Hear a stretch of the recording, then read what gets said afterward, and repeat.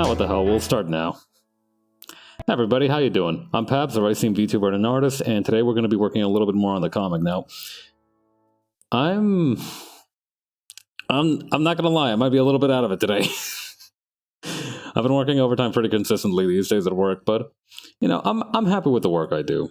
It's always important to make sure that you, I do think that it's important to finish the job, but I just wish it didn't take so long. But thankfully, these streams are how I unwind. Let's see. This is not the right page. That's the one I want to see. Alright, here's how we do. Okay, first I need to reposition Clip Studio Paint because it's got a little something going on there. It's not quite aligned with the border there. Is it? Okay, can I? Oh, okay, I think. No, not quite. Not just yet. Hang on. Can I, there we go. No, it's still not quite. Okay.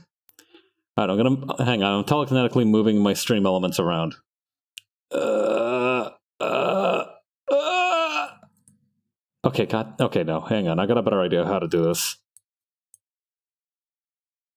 Not quite. Boom. Okay, I think we're good. I think that solved it. Is it hot in here? I need to hang on. I'm gonna unbutton my shirt.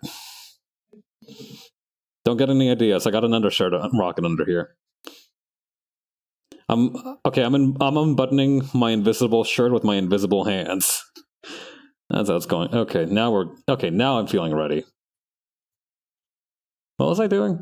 Right, the panel. Okay, so I think we can take a little bit of a moment to add a few key elements to this first panel before we move on to the second one. So first up, hang on.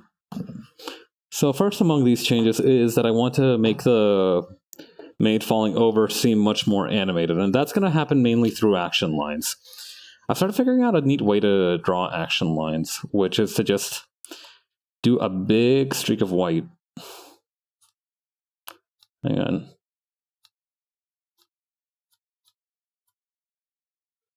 Okay, there we go. And then go in with the eraser and then... No, hang on. It might be better to use the stroke effect here. Okay, here we go.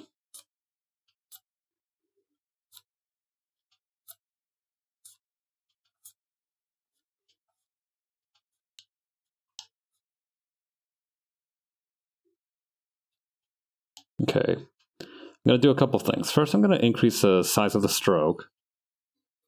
And then I'm going to do a big kind of... Hang on. It's a little difficult to describe it, but basically I'm going to do an impact kind of thing here.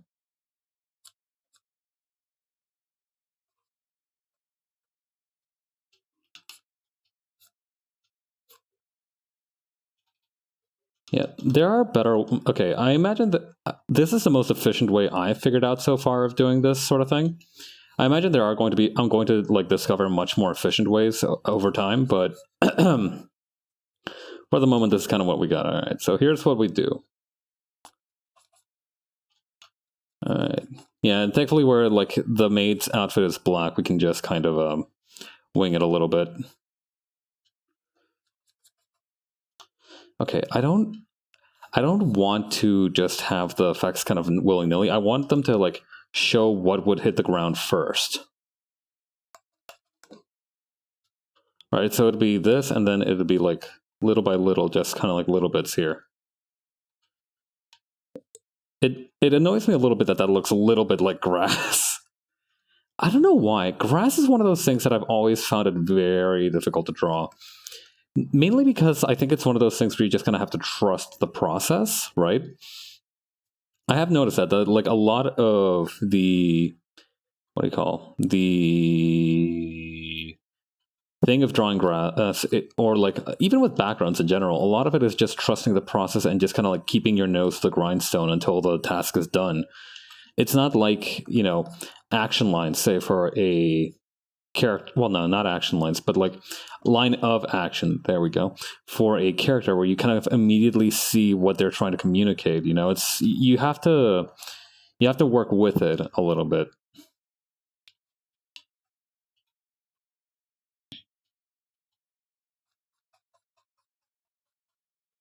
Okay, there we go.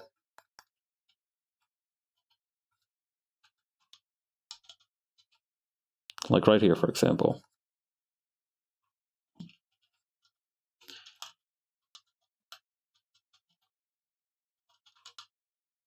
There we go.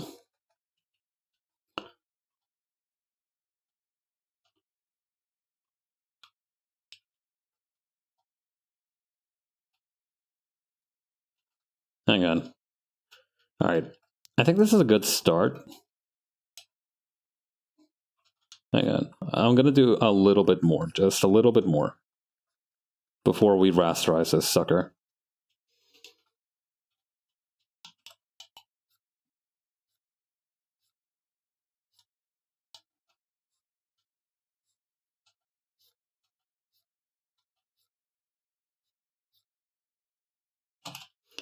I kind of like how that looks, but I don't like that it looks like a liquid, right? I don't know how else to explain the way that looks to me. Other than it looks like vaguely liquidic. I'm going to move up my tablet so I can rest my elbows on the table. There we go. Much better. Okay. Yeah, you might have noticed that today I dropped the announcement for the stream without actually having it, like usually the way I do it.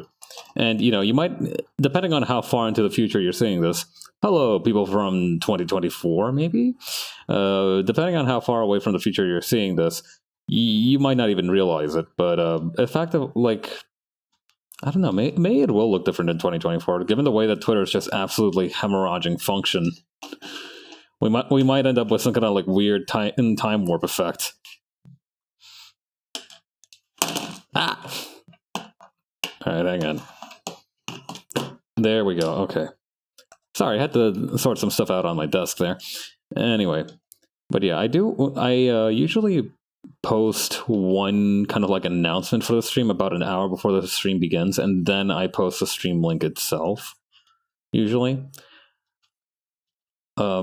I feel like maybe I don't need to do that so much unless I'm like really excited about the stream. You know, if it's just a normal comic work one, I try to make every stream special, right? You know, I try to have like something cool for everyone each stream because that's just what being a good entertainer is like. I try not to like phone it in, right? But I will admit that like if it's just a normal work stream like this, then it's hard. It is less likely to be, you know, something like an earth-shattering revelation. I think the one time it did happen was when I was just doing like what do you call? Friggin' what was it called? The this is gonna bug me if I don't remember. The art fight, right? The art fight character ref updates. I did one of those streams, and I remember it was the first one that I did, the one with Sunny, that I, you know, I was kind of like heading in there going like, all right, this is going to be a pretty regular stream. It's mainly just because I've said this before, streaming is how I focus on art and everything. Streaming is the way that I like make time for my hobby.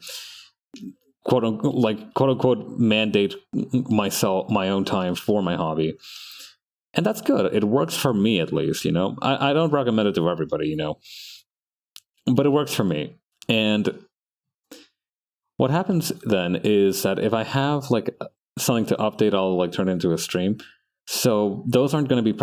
Those, to me, I'm, like, not going to, like, do anything particularly exciting. It's just going to be me heading in, talking, rambling for about 3 hours. And then, you know, hoping I can get whatever I need to done, ideally.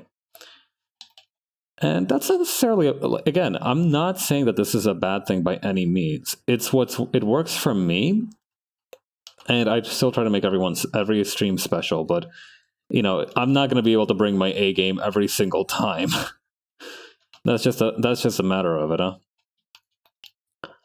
And I know a lot of people do feel bad for that. You know, I know a lot of people who think that they need to bring something groundbreaking to every stream. And I honestly admire that so much, because that speaks about like serious and sincere dedication to being an entertainer.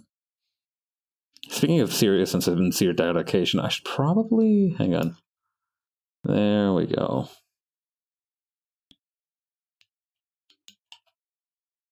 Hang on, and I'm gonna do a little something here too.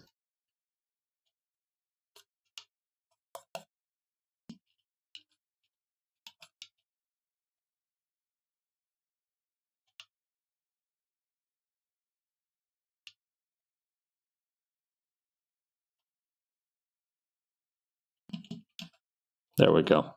Anyway, I was talking about something. Oh, yeah.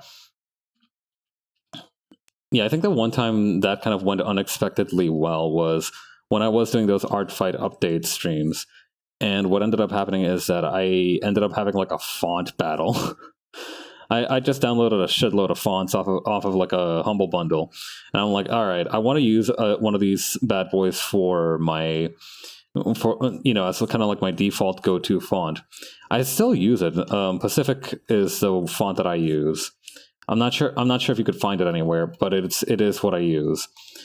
And I essentially turned it into like a bracket style tournament of fonts until finally settling on Pacific. I had so much fun with that, and I didn't expect that to happen. That's the thing as well, is that you can't like... There's definitely things you can do to plan moments like that, but in general, you're not going to be able to, like, you won't make a miracle happen by force, You can't kickstart those kinds of things, generally. There are exceptions. I do believe that there is such a thing as, I like to believe, personally, that luck isn't just a talent. It's also a skill. I do believe that you can cultivate skill like luck like any other skill. Not by literally, increasing the cosmic probabilities of you picking up like a 4-leaf clover or some shit, but for example, by kind of tipping things in your favor whenever you can. You're adding elements to what you do to make sure that you have the opportunities that you need, so long as you have a present mind, right? So I do think that in terms of that, you can almost like give yourself the ingredients to do something funny. Like, I still remember that one stream where I made like a postman samurai guy, right? And I remember that not because I like smashed it out of the park, or because I got it rated by like a huge party or anything like that, but because I wasn't expecting the randomizer to just give me absolutely nothing.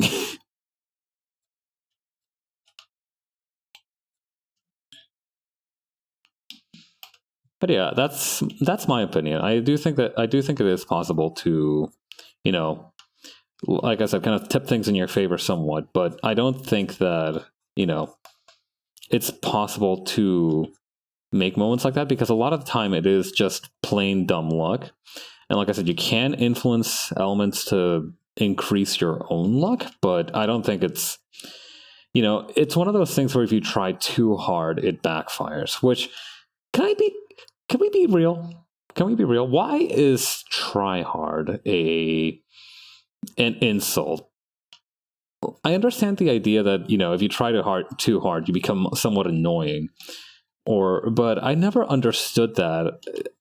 It's always really annoyed me that, like, the fact that I don't try harder, that doesn't necessarily mean I'll get good results. Like, the first time I got hit with that was when I was, like, wondering why I was, I was in like middle school at this time, and I was like wondering, like, why am I struggling so much with this math exam? I want it so bad.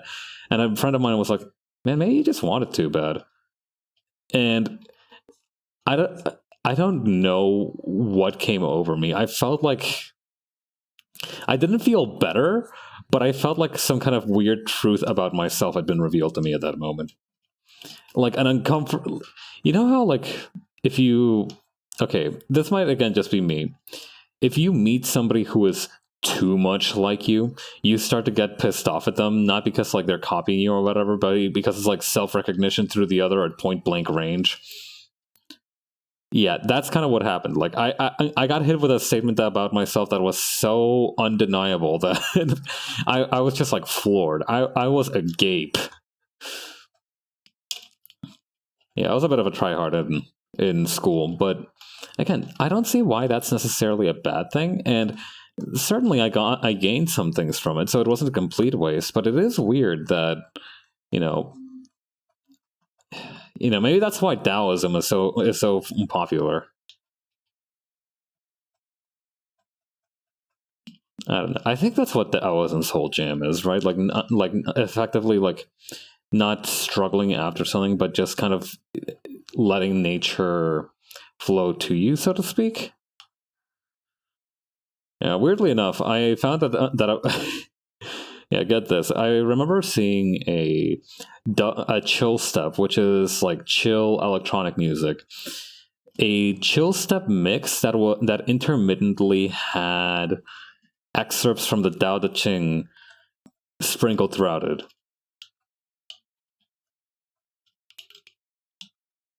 which was weird, but honestly, it actually kind of went hard. I enjoyed listening to it.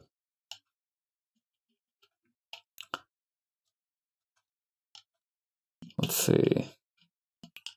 Okay, I think that's good in terms of like action lines and such. What I might do, actually, hang on, is I might shrink down some of these lines here to make them look sleeker. God bless the liquify tool, honestly.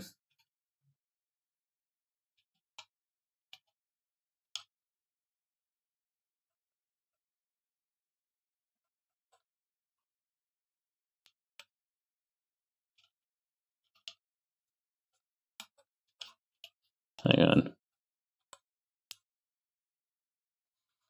This isn't quite the feeling I wanted. I'm gonna... Yeah, there we go.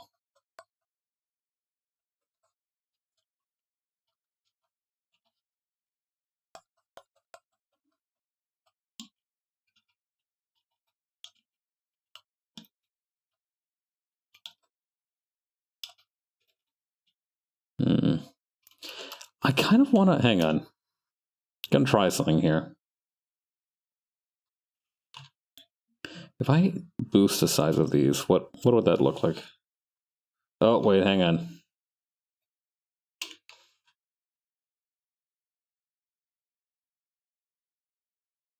All right, let's try it this time.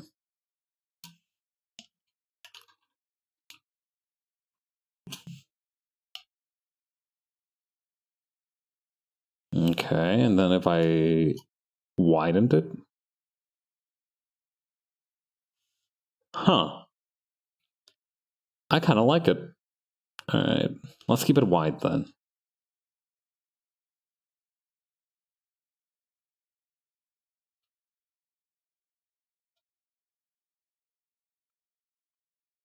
And make sure we clean up wherever we can.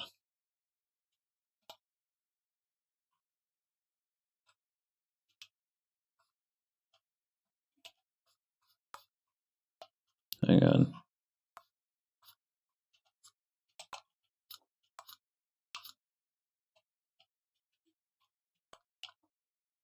It's going to be a tough one to kind of eke out.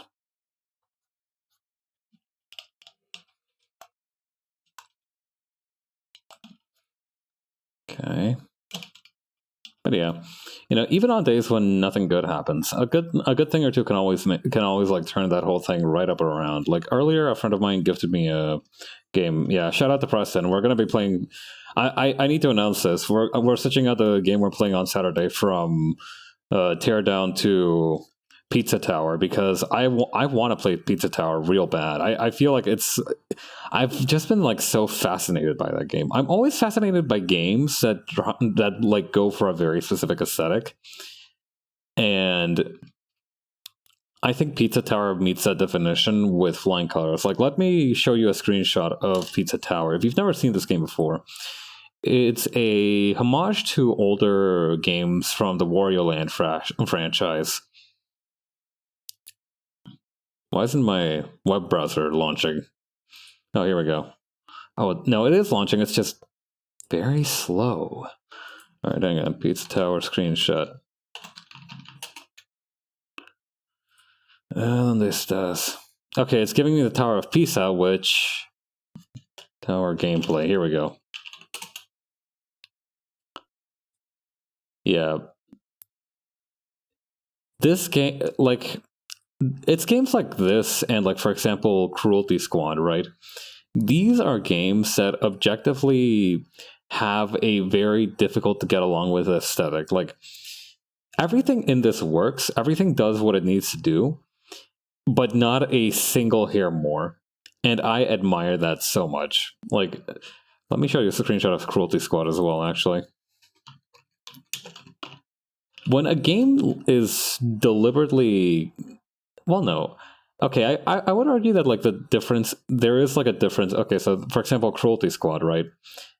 You look at me and tell me that the creator wants you to have a good time.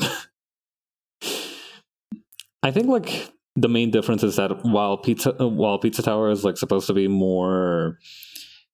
I don't know how to put it, like... Pizza Tower is rough in a very deliberate way that's supposed to kind of call back to older, you know, kind of like... Like, I feel like Pizza Tower is almost like one of those older adult cartoons that that everybody remembers watching or catching an episode or two of, but not really watching because it only airs at like 3 a.m. Whereas Cruelty Squad feels like it's here to hurt you properly.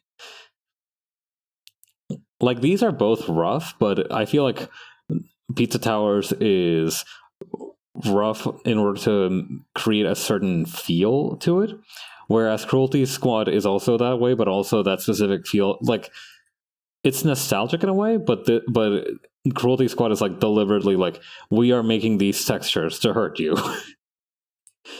Which, again, is quite admirable. I remember reading an interview with the creator of Cruelty Squad, and it was weird as hell.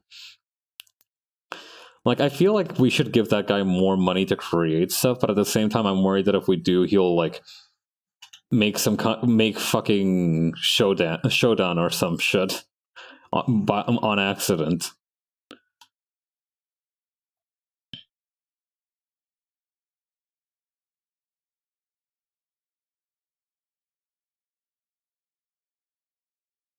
Okay.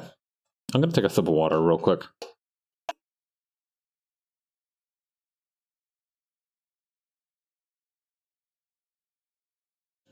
But yeah, I'm really looking forward to playing that game. I actually own one of the Wario Land games. I own Wario Land Shake It for the Wii, which I have not beaten. I have probably no plans to play anytime soon, honestly. But I remember really liking the way that it looked. You know, when I was young, I was too dumb to figure out how you were supposed to play the game. Because I do think that games like Pizza Tower and Wario Land are made with a certain kind of like scheming demographic in mind. Like, I don't know how to put it. If you enjoyed Wario Land as a kid, you are definitely the kind of person who is able to successfully run a Kickstarter scam. I don't know how else to put it. I don't know how else to describe it, but that's the distinct impression that I get.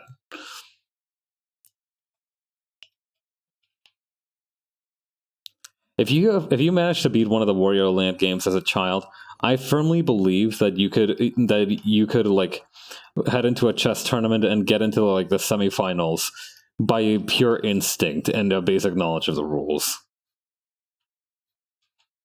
I don't know. Maybe I was just really bad at video games. Maybe I still am. But yeah, that's like the impression that I get from those games that have a lot of movement tech. Yeah, I'm looking forward to Pizza Tower. I haven't like... I understand that it can be surprisingly... I don't know, is Pizza Tower difficult? Is Pizza Tower supposed to be difficult? I feel like it might be. But at the same time, I'm hoping to have a lot of fun with it. I also really like the expressions that are used for it. They're very intense. Oh yeah, I wanted to try something out as well. I need to make sure that I only do... Right, again, kind of going going back to the idea of like practicing, right? I want to try to do two things more, one thing more and one thing less. More, I want to be able to draw a line and have that be the final line. So, less time erasing, less time and all that. And I also want to have to use the undo key less.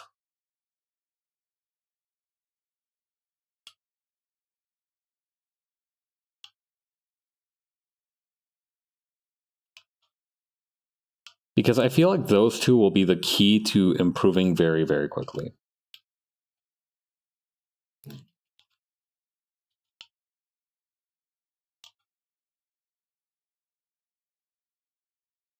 Yeah, I've mentioned this before. I think one of my bad habits is that when I either get better at something or I want to do something as a hobby, I expect it to not be that much work, when in reality it's kind of the opposite, right? So I think this phase is like, oh, hang on.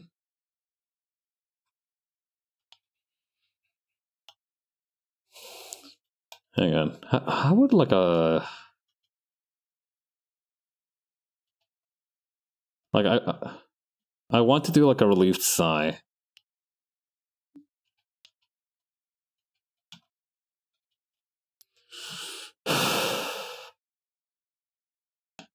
Okay, it would be like slightly tighter lipped, I think.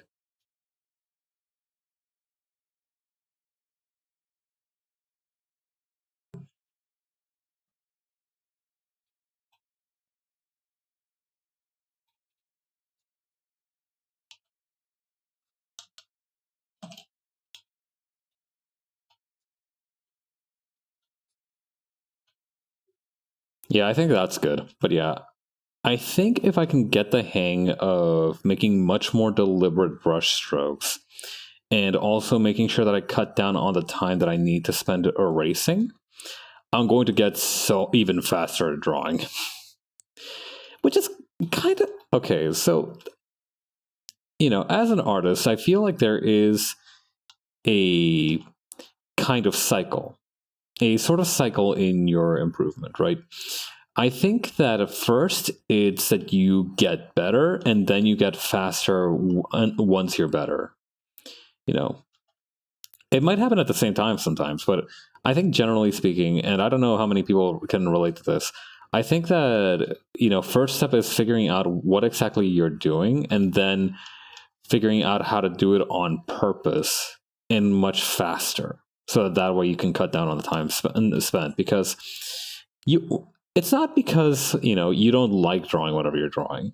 There's no real reason to not take your time with whatever you're doing, but the fact of the matter is you only have so many drawings you're going to be able to do before you die. And if you spend less time on each of them, you're going to be able to draw more. You're going to be able to increase that number. Therefore, I think that's kind of like why speed, while secondary in most cases, I think is a relevant element. Not to mention, if you're somebody who like regularly takes commissions, I imagine that it's also a much more pressing issue to be able to get faster.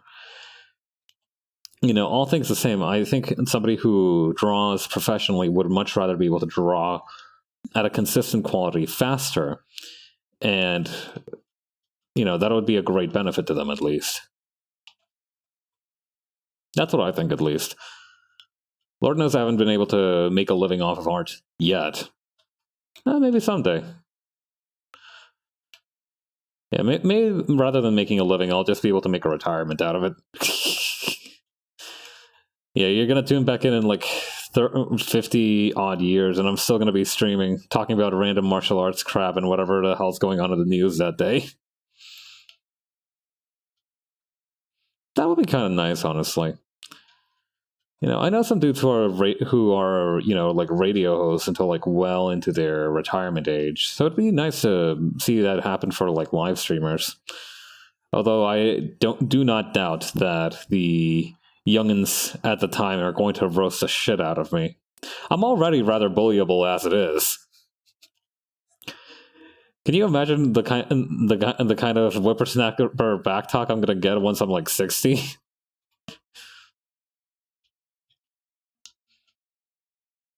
somebody's gonna call me a rice geezer, and I'm gonna like fold like a metal chair.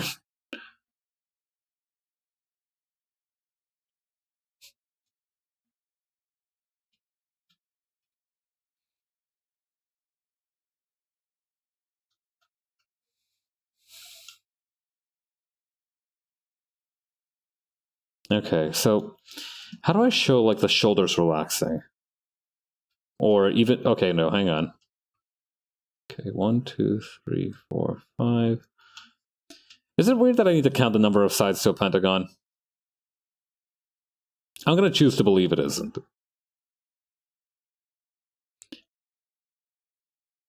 Yeah, I find it, even if I know, even if I get to do it quietly, I find myself much more confident in a figure that I count if I say it out loud. I'm sure that's true of everyone, but you know, most people don't need to draw pentagons all that often, or true pentagons. I mean, I imagine like some kind of cult leader would be drawing star-shaped pentagons on the reg.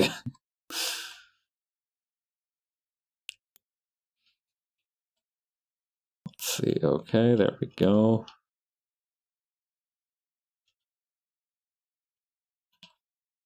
Does it look too much like she's doing the sign of the cross?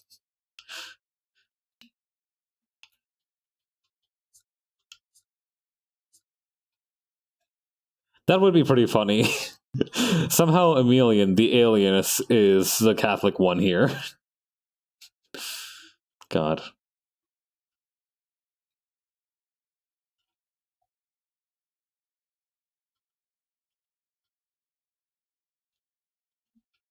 I do wonder that if aliens ever come to Earth, we might be able to convert them to one of our Earth religions. The main big ones are rather monotheistic and rather pointed on the idea that humans are the only intelligent life in the universe. At least near as I can tell. So it's going to be a little bit strange, you know, if suddenly... I don't know. Maybe they wouldn't be interested. Maybe they would be. I'm sure missionaries are going to do their thing and try to convert at least a few of them.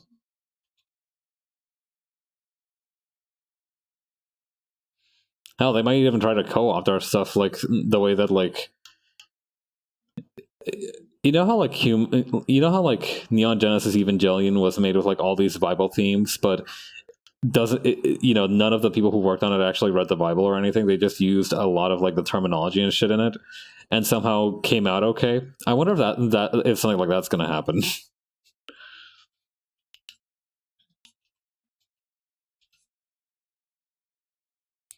Honestly, that's the most likely outcome if we're being honest with ourselves. That's the most likely outcome.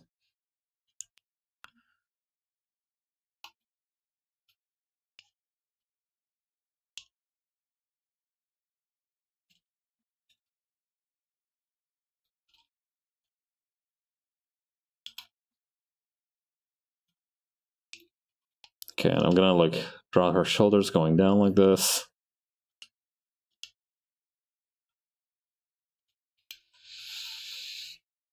And meanwhile, our intrepid protagonist is George of the Jungle style crashing into a wooden pillar.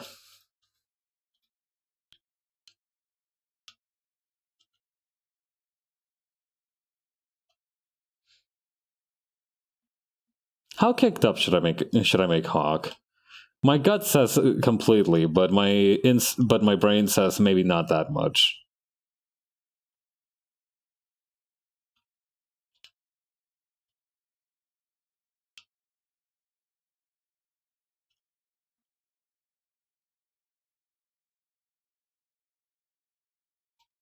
That is a weird consistency thing that I find is weirdly relevant to what I do, particularly because I like doing a lot of martial arts poses, and with those, a lot of power comes from the hips, right? How blessed in the trunk am I going to make each character?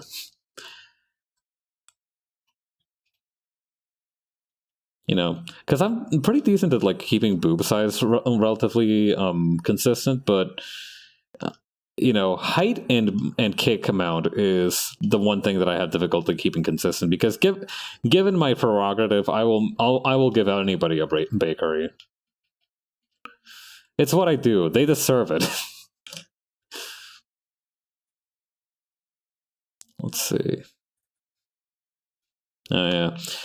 Speaking of weird consistencies, I made slime today. For hang on.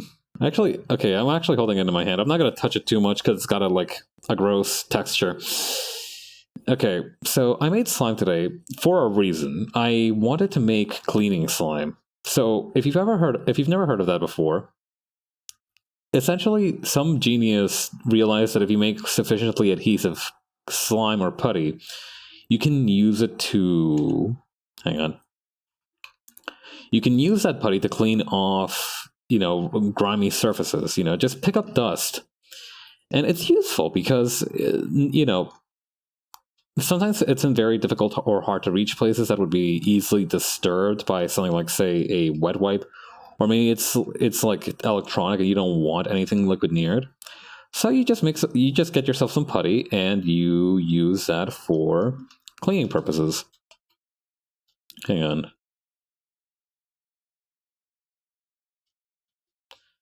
Yeah, there is brand names versions of it, but I figured, being an enterprising individual, I could probably just try and wing it myself, right? It did not turn out super great. Don't get me wrong, it did become slime. It did become consistent. I can hold it and mold it in my hand like putty. It's just not very good at cleaning. It's not very adhesive. Yeah, I used a DIY recipe, right? So the way you do it is, and you can do this to just make normal ass slime. This isn't gonna give you cleaning slime like I hoped it would. But you get some baking soda. You get a nice chunk of baking soda. You get some white glue or clear transparent glue, depending on what color you want the slime to be. And then you get yourself some contact lens cleaning fluid. But Pabs, you ask, I don't have contact lens. Where would I get that? Well, good news. They sell it for $9 at the local drugstore if you're lucky, and it's on discount. I do know that there's currently been a recall on a lot of eye care products, so maybe that's why it was so cheap. I don't know. Anyway, I picked some of that stuff up. I picked up some of the glue too from the local drugstore on after work was up, and I made the slime. It turned out great. Just not as slime. It's functional. As cleaning slime, it is not so effective. Yeah. Don't get me wrong. 9-year-old Paps would have been absolutely thrilled with this outcome. He would have been all over this. He would have been like, you telling me I can make slime on my own with only $20? Sign me the fuck up, mister. And that's great for him. I'm happy for him. But adult Paps is annoyed that he didn't get what he was essentially effectively looking for.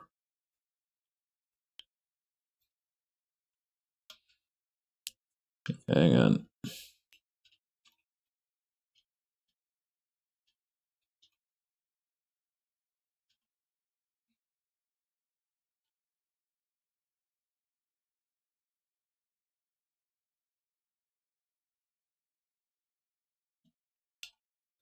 There we go.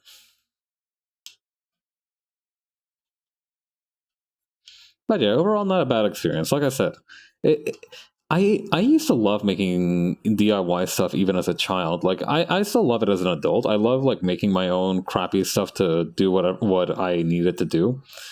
But as a kid, I was downright obsessed with it. My favorite website as a kid wasn't Club Penguin or anything. It was this website wonderhowto.com or something like that, which had a bunch of tutorials for making vaguely dangerous shit, but it was all in good-natured fun. You could make these little fireball things out of cotton swabs and alcohol. I never managed to make those.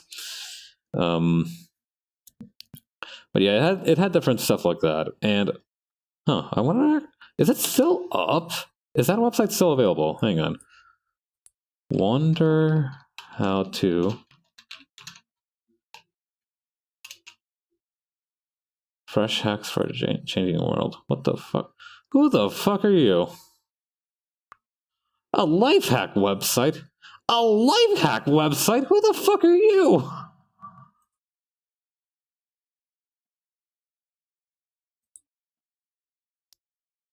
You're not the Wonder How To that I knew. That one had like a logo that hang on, Fireball. Funnel Butane Torch, Unity Flamethrower, Cremora Fireball Special, Fireball Effect in Adobe CS. No. Man, the old web is not the same. Anyway, that used to be my favorite website as a kid. And I would just like look up random shit on how to do it. And I was wondering like, ooh, I wonder if I could make that. I wonder if I could like scrounge up the resources for that. I wonder if we have something like that around. Very often we did not, probably for the best. But sometimes we did, and I loved to do those. It was a lot of fun making them. Yeah, another one I remember doing was in high school. I remember I needed like, I wanted to use something like clay, but that wasn't clay. And I found out that you could apparently make a kind of putty by mixing together, I don't think it was baking soda. I think it was cornstarch and caulk. And that stuff smelled awful. It smelled awful, and it burned my eyes, and I could feel the fumes causing me brain damage. But it did work. So who's laughing now? Yeah, no, it like hardened out after like a couple of weeks, and eventually I was able to like. So the way that I did it is that I turned it into like this tube, and I just left it to dry for a few weeks. I was like, is it still kind of wet? Yeah, it's a little wet. I'll leave it to dry out for a couple more weeks. And eventually it did dry out enough for me to like carve something out of it, and I ended up making like this weird dude coming out of the cylinder who was like waving the top part like a top hat. It was a rather charming little man. A little bit like that Kilroy was here thing. Yeah, that's what it looked like a little bit.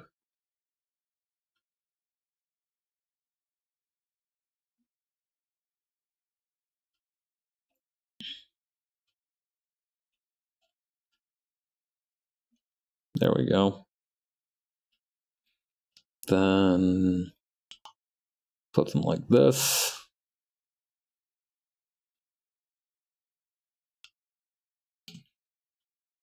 One, two. We need one more, I think. One without, one with, one without, one with, one without, and one with. Yeah, now we got it.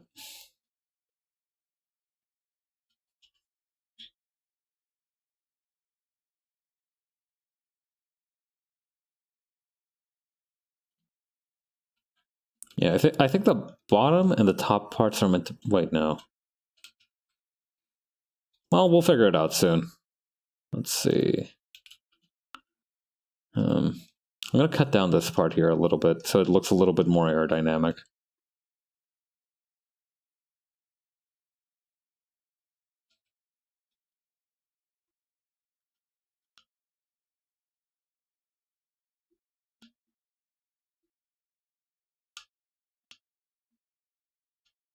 There we go.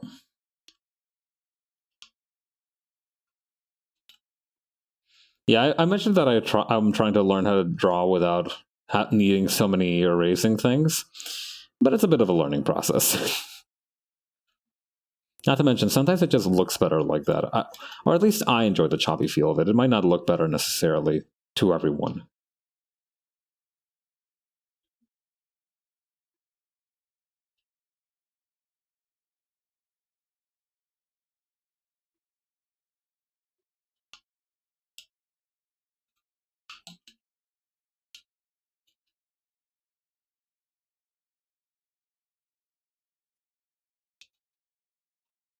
There we go.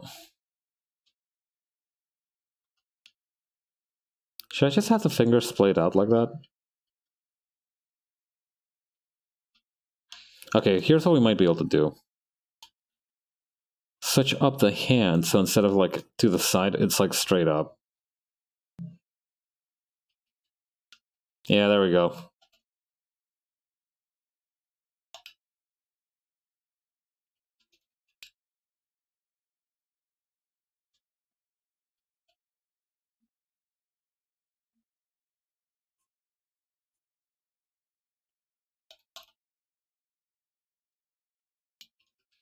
Okay. Few too many fingers on this lady. Or actually just one finger too few.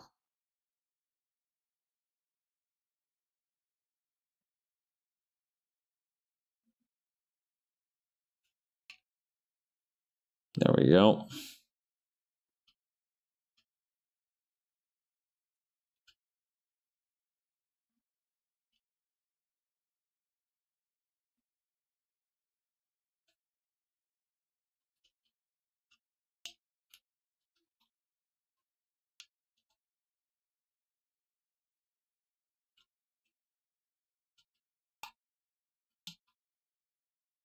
Okay, we need the straps here. Then it's going to be arm over here.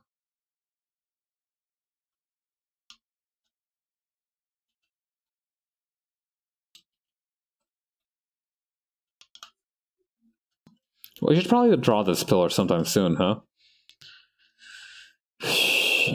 How about on a separate layer?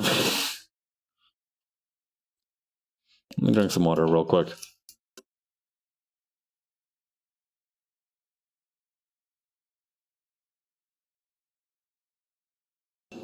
Yeah, what else did I draw a lot? Not draw a lot of.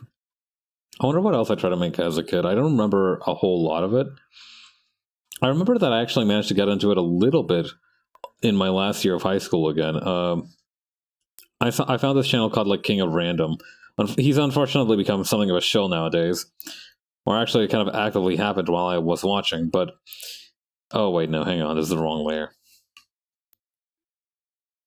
One moment, please. But yeah, he showed me how to make, like... He showed me how to make that what do you call it? That cock putty that I was talking about earlier. And he also showed how to make these little like stress balls. So what you do with these, it's a really clever trick. So you grab some flour, you stuff it into a balloon. Like you need to stretch out a balloon and then stuff it with flour, I think. I remember that's kind of how it went. And then once the balloon is stuffed, you need to so it's the balloon doesn't have any air in it. You need to like have a flat balloon with the flour in it. And hang on. And once you have that flat balloon, you cover it with another balloon, and then another, and another, and another, and eventually you have a kind of hyper-resistant, malleable balloon rubber ball that you can use as a stress ball. That's the whole thing. You can make a homemade stress ball by just using balloons and flour, which I thought was pretty poggers at the time. I think that's the first time I've used the phrase poggers unironically. But yeah, I thought that was pretty poggers at the time. Yeah, and then I immediately ruined it by pointing that out. That's the fun thing, that once you say that, I think this is the first time I did such and such thing unironically. The moment you point that out, it becomes ironic again. And suddenly it's no more fun. So yeah. Yeah, that's a secret. That's a prestige. You can't let anybody know that you're being ironic or unironic. You need to let them figure that out for themselves, and you need to just be as sincere as possible. Anyway, I feel like this like thing would be right more in the middle. So I'm going to flatten this and then widen this.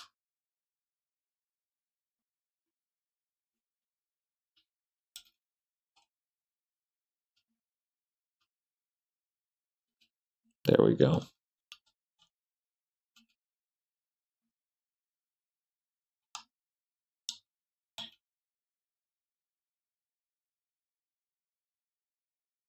All right, how do I merge these guys? There we go.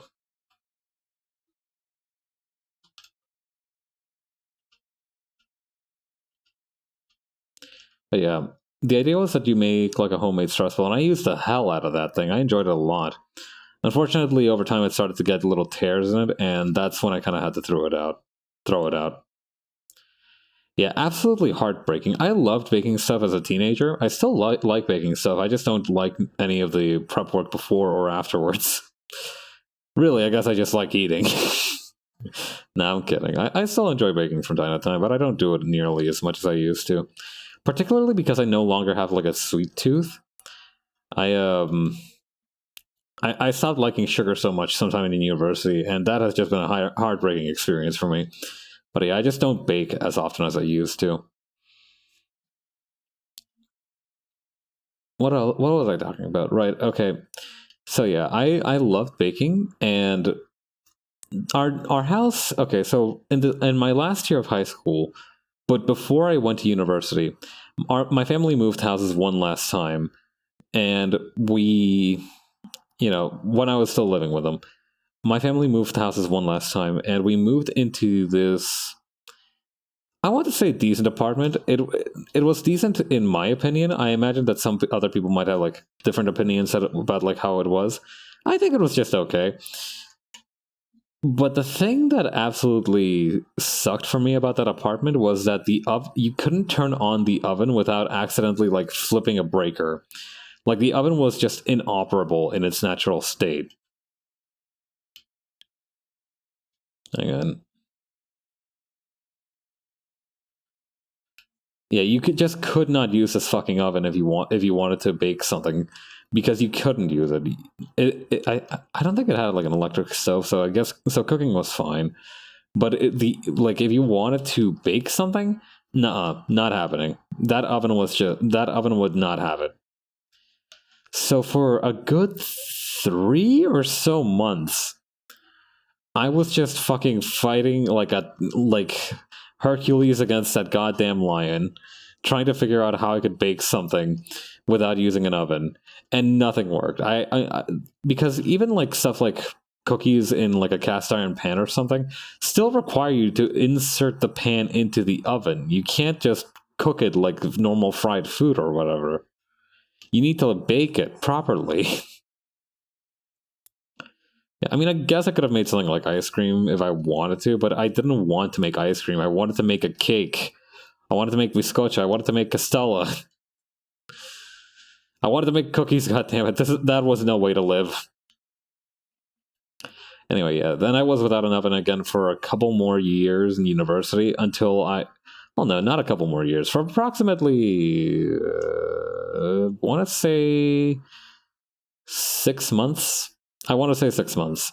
In university, I didn't have an oven again until I managed to move into one of the student dorms which did have an oven. It had like a kitchenette in there, and I was having so much fun cooking again. And then COVID hit, and I was no longer having fun cooking again. Yeah, it was probably because I had more time overall during the summer in those 2 semesters, even though I ended up doing much more work. I was taking these summer classes, right? I don't know how they do. Each university, I imagine, is a little bit different. But the way they did summer classes in the university that I went to was that you had a much shorter semester, but that meant that each class was like 3 or 4 hours long on a good day. Like it was like long ass lessons because they expected you to cover it in half as much time. And I don't know how sufficiently I can kind of express to y'all how much that sucked. Like, don't get me wrong, it let me skip like at least a few like taking classes during the summer let me skip at least a few semesters of additional work, but it was still like rather difficult. Hang on.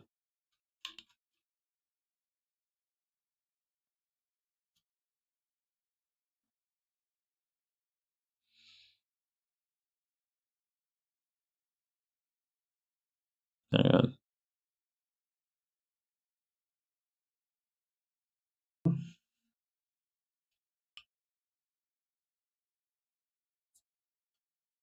Whoa, where am I going?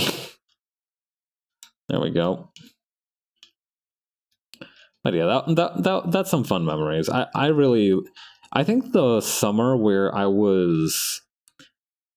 think that one summertime when I was like making all my own meals and having just a absolute blast doing it, that was probably like I want to say that's when I had my shit together the most. It's all been downhill since then. That's not true. Like I feel like I have my shit fairly together now. I, you know, what was that like one thought in Disco Elysium volumetric shit compressor? Yeah, I'm not. I don't think I'm quite at that point yet. I'm not like a volumetric shit compressor, but I am like an industrial scale one. You know, I'm like as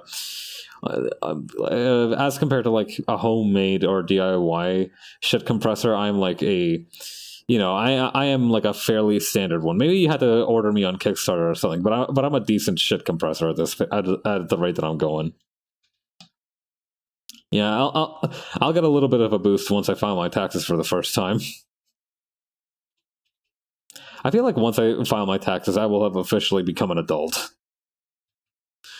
Yeah, I imagine that people, obviously people younger than me file for taxes, and that's fine. But like, I feel like that's one of the last hurdles I've got.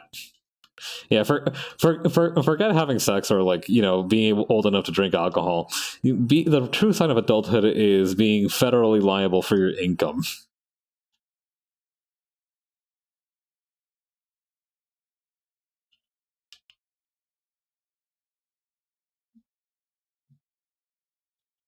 Okay, I do think though, however, now that I'm seeing it, I do want the hand to kind of like just be splayed outwards like this.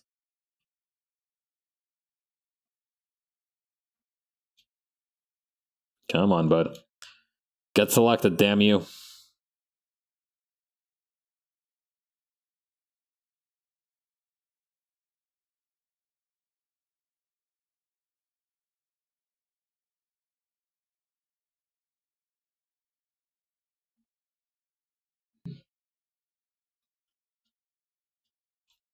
There we go.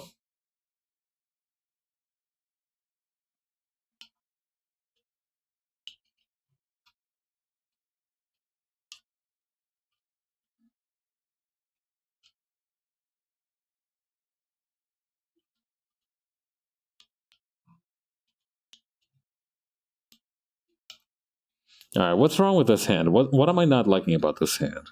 Because it's a hand that's throwing me off. I just know that it's a hand throwing me off, but how is it throwing me off?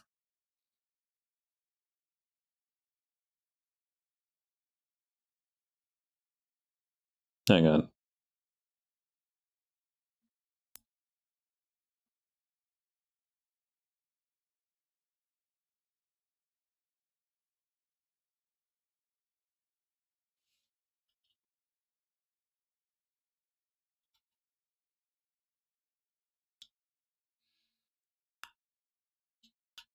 All right.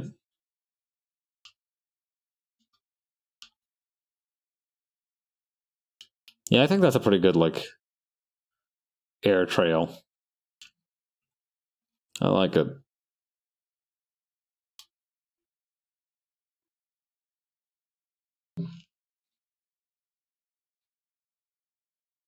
I do wonder how I have like my own idea of how each like panel sounds, right? As the artist, I do like to think about like how a panel sounds. I don't know if anybody else does that. I don't know if that's like a thing unique to me. It probably isn't, but I like to think of like how a panel would sound in terms of sound effects and just comedic timing of everything. I feel like that helps to inform sometimes what I want a panel to look like. And for some reason, I can like just kind of hear the meaty thwack of Hawk just running into that pillar, which I want to be able to. I want to make it so that other people can hear it too.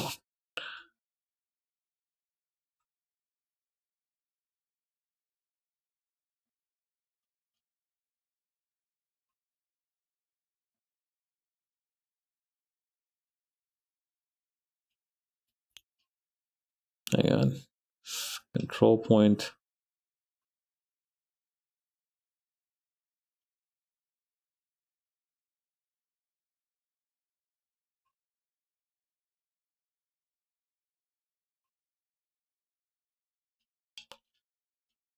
Here we go.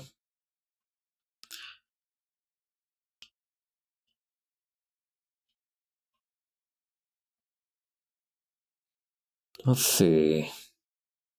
Compress this sucker down a little bit.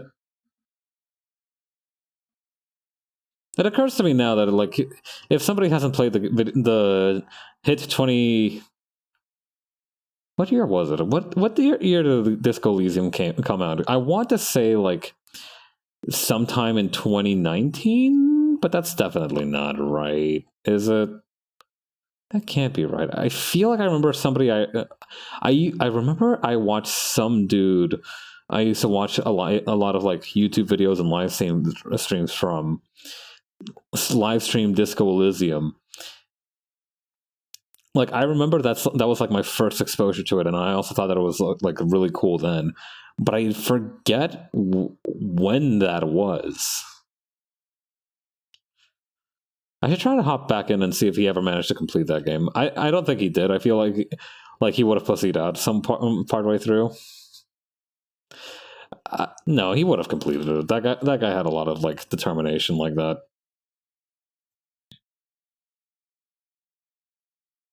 Yeah, I hope he's doing okay.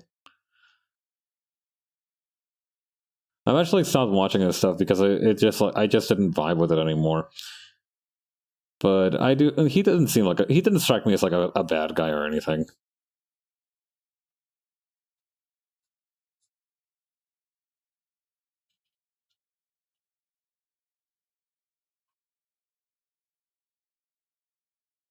All right, here we go.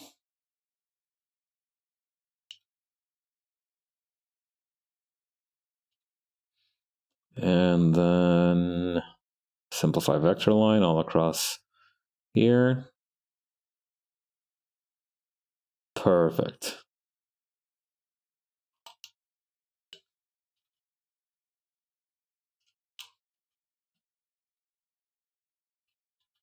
Should I make it... Okay, hang on. Should I rotate Hawk so that she's, like, much more obviously smacking into the pillar?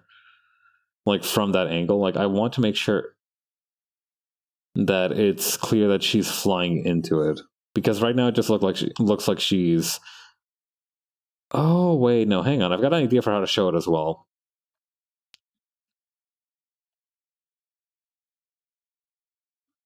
Because I think maybe what could happen is that, like, she's about to fly into the pillar, and maybe so that she doesn't crash into it full speed, she tries to kind of stop the... Hang on, I gotta try it a couple of ways. Son of a... It gets really frustrating. All right, hang on. I know how to make this way better. Hang on. Okay, dude. Okay, here's what we're gonna do. Instead of taking Hawk, we're gonna take the jet stream onto another layer. There we go. Okay, perfect. Okay, and then we can just kind of select Hawk at our leisure.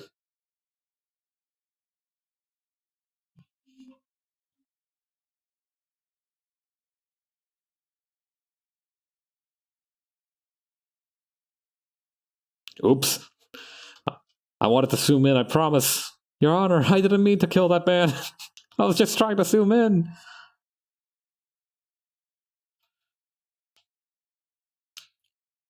All right, which one of these? Okay, it's this one here.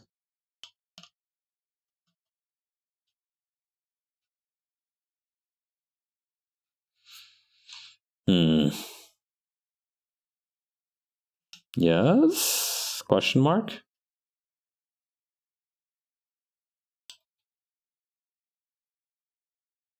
I must have smoothed out a couple of lines around here, too, come to think of it, while I was smoothing out the line for the air trail.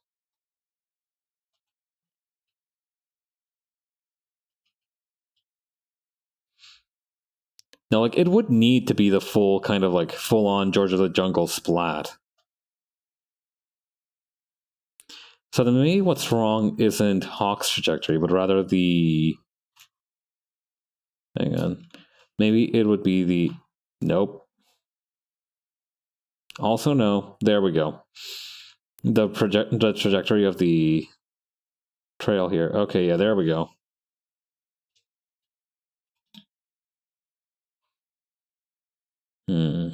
Then that makes me wonder if I shouldn't shrink down 1,000,000 a little bit more.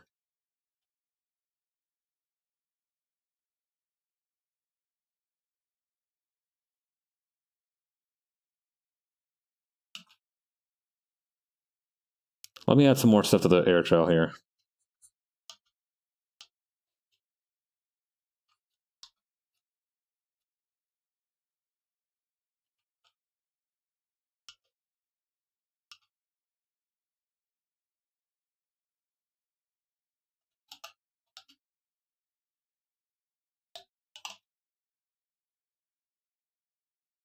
Yes, no, maybe? Got it. Now, I've gotten reasonably obsessed with a conversation I heard between two people in a Discord server I'm in. One of them was my friend. I don't know the other guy too well. I remember hearing their conversation where one of them was like, "Oh, kind of huge," and the other one was like, "No, it's not huge. It's minuscule. It's tiny." And I remember laughing my ass off at that because it's just a very funny exchange. I don't know where the phrase "huge" came from for video games, but I'm glad that it entered my lexicon just so I could understand that conversation. Yeah. Here's another funny word from gaming that I've heard about recently: sweaty. When did people start to get called sweaty? Like, don't get me wrong. I like being mad at a player who's better than me at a video game and calling them sweat lords just as much as the next bag of rice. But like, when did we start doing that?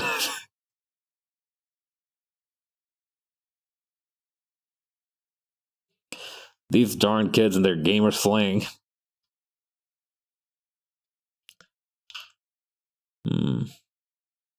Yeah, something's not quite right here. Maybe I should like shift 1,000,000 slightly to the left, or to the right, or to the left, or to the right. Wait, hang on. Okay, wait. Let's see a little bit. Okay, so maybe. Okay. Okay, here's what we do. We not only shift 1,000,000 to the right, we also shift Hawk upward a little bit. And that way. Hang on. Yeah, okay. Yeah, and I don't think that's going to create too big of a tangent with the other panel. Yeah, maybe if I, hang on, maybe if I do it like that, there we go.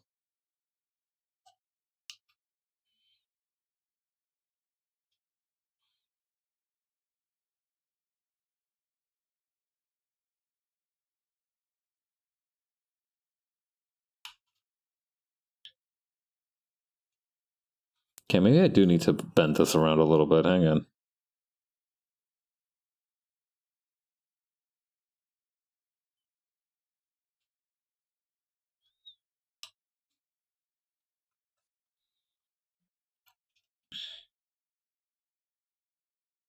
Yeah, I don't want the, like, the thing is, right?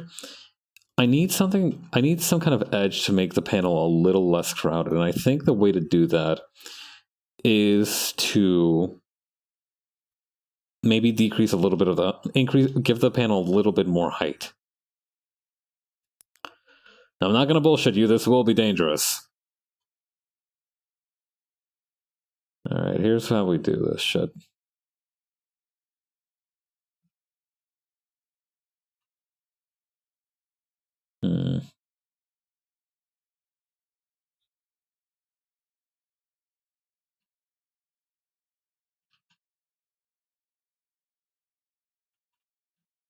No, okay. Then, okay, how about this? We grab this, bring it down a little bit. Grab this, bring it down a little bit.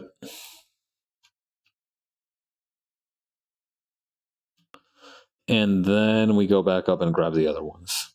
I think that should work.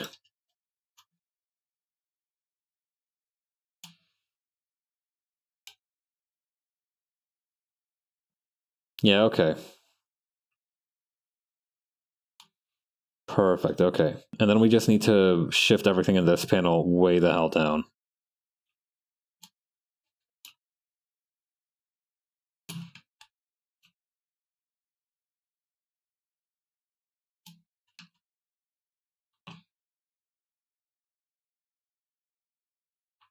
Bring it down. Perfect. Okay.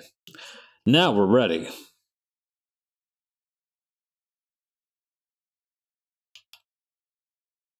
What was I doing again? Right. Okay. Yeah.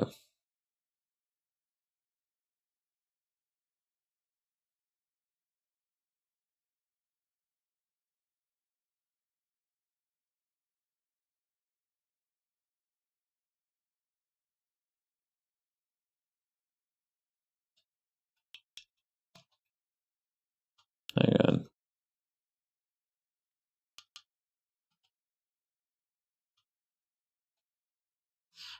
No, wait, hang on. Would that hide the elbow? Yeah, it would. It would hide the elbow a little bit too much. I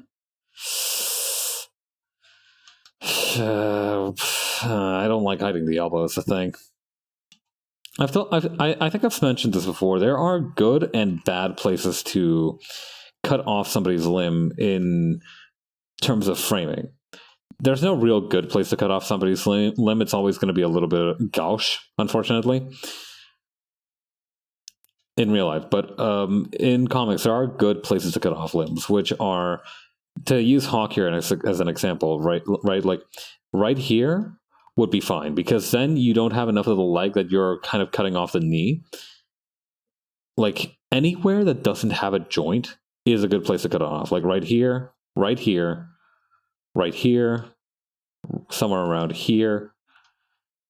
Even around here, like just in the middle of the thorax, would be a great place to cut somebody, and would be a great place to cut somebody hamburger style. Because the thing is, you don't want to cut a joint because it looks very unnatural. Particularly if that joint is bent, or if it's like, if you can see the two components leading up to the joint and the joint itself is not on screen or on panel, I suppose. Just quit flipping me upside down. Please, I've had so much. My mental health is already so low. I cannot have you falling apart on me. There we go.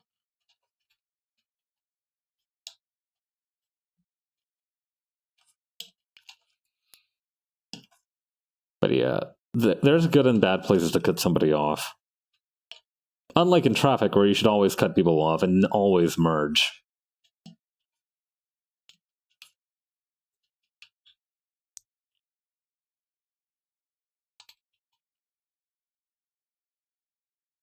Mm-hmm.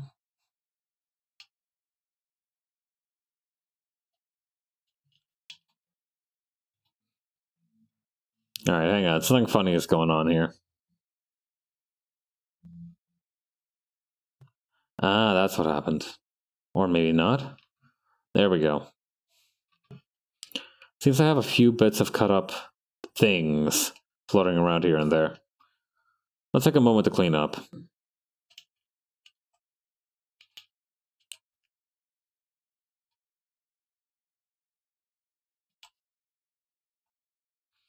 All right, that should be good for line work. I kind of feel like I'm on a little bit of a roll with line work, so I'm going to go directly into panel 3. It's been a long day, man. I can't fucking count.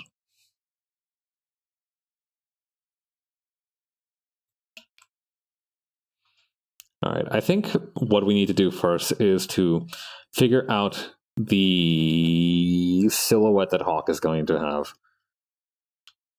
Because whatever we do for that silhouette is going to inform how we draw a million.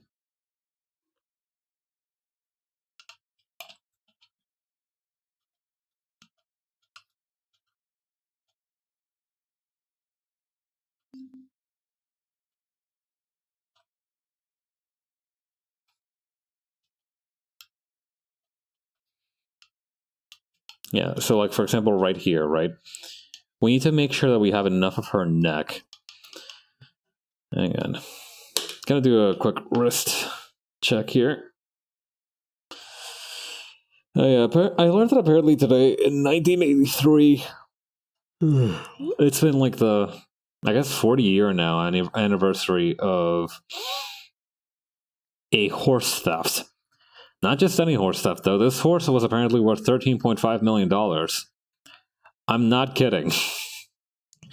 Yeah, apparently there was this like Irish racing horse way back in 1983 that got stolen, and nobody figured out where it went. And it was a particular issue because that horse was a stud. If you're not familiar with horse breeding terms, that means that that's the horse that could make a whole lot of other good horses.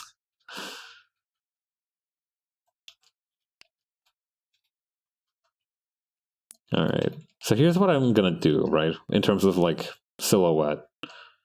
Going to do face a little bit. Going to do big fluffy hair.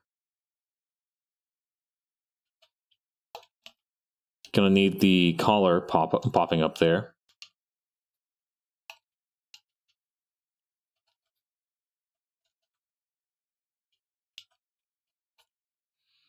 Then just a little lower so I can have the shoulder here. There we go. Which would put the boob somewhere around here.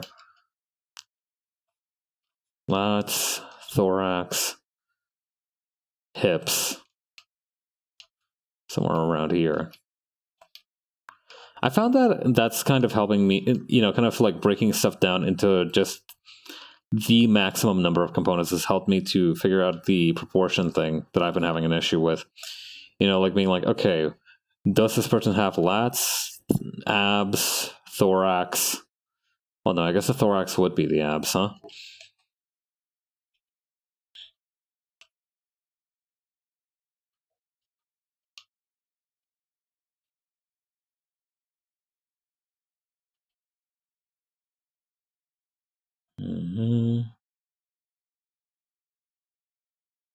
There we go.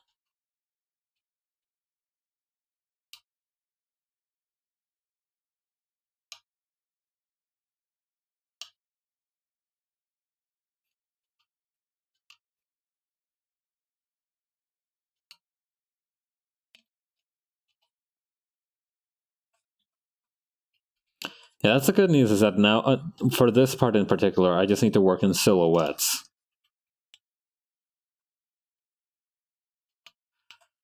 Just gotta trust the process and everything will make sense real soon. Sometimes when I talk art tips, I feel like I'm that old gruff dude from Breaking Bad.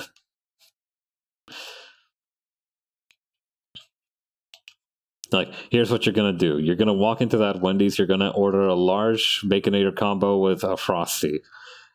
Trust me, you're gonna want to get that Frosty. It can stand in for a dessert.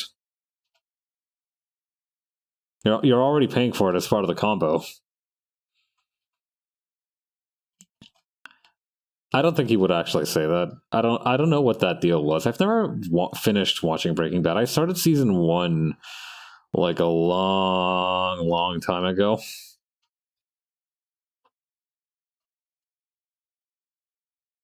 And then I just didn't finish.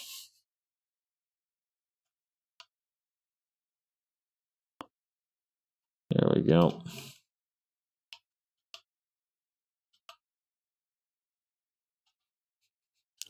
God, what if somebody mistakes this for like the actual head?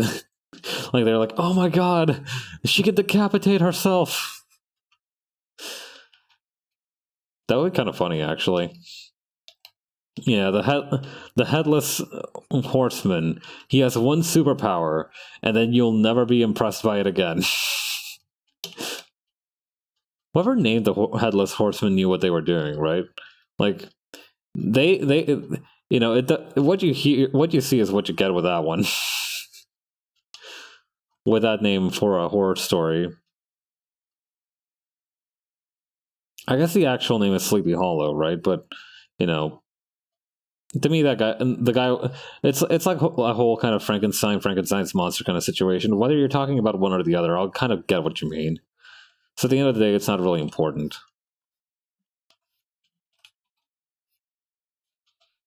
Yeah, people could name shit after themselves all the time, anyway. And as far as anybody knew, Frankenstein was the first dude of his kind to make like a construct like that. So it might as well have been called a Frankenstein.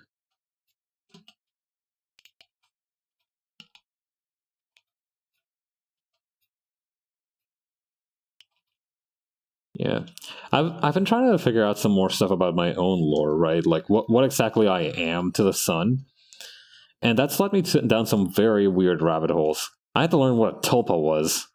Boy, that was a mistake. Yeah, I'm kind of like aiming towards more kind of like a chemistry side of it, though. I'm trying to figure out, like, for example, like, yeah, I've been looking up the Wikipedia article for abiogenesis, which is the stage in human evolution when there wasn't evolution. You see, there was a time, you know, Earth was a big rock in space. It has been. It is. Earth has always kind of been a big rock in space, but at one point it was an uninhabited rock in space. I mean, I hope at some point it isn't going to be an uninhabited rock in space again, but I'll sort of judgment on that matter for another time. In any case, there was a point at which Earth was uninhabited, and that was because life hadn't happened yet.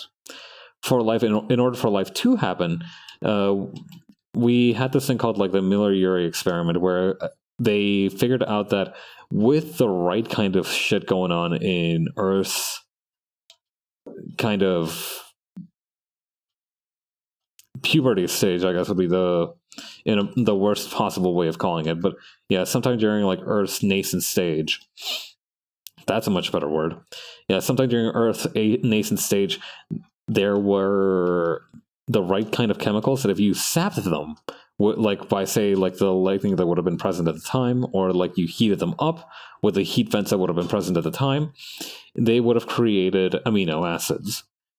And we figured out that from those amino acids, there would have had to be some kind of basic automaton created that kind of used those to kind of animate itself. It wasn't exactly life per se, but it was the first step toward creating life. Yeah, that the thing that I just described is called a chemoton. It's one of the ways that we believe that like life was first formed on Earth, which is a lot of fun. But yeah, chemoton comes from chemistry and automaton. And I remember there were like a couple of different things. I remember that there was like I mentioned this because I'm talking about like people naming shit after themselves. There was this one dude who showed like I think it was like this kind of exercise in finding like a missing link or something, and he called them like walkathons or something like that, because his last name was like Watkins or something. Something like that happened. But yeah.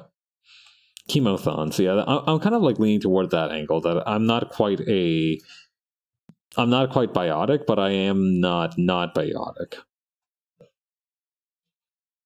But that's something to cover at another time, I think.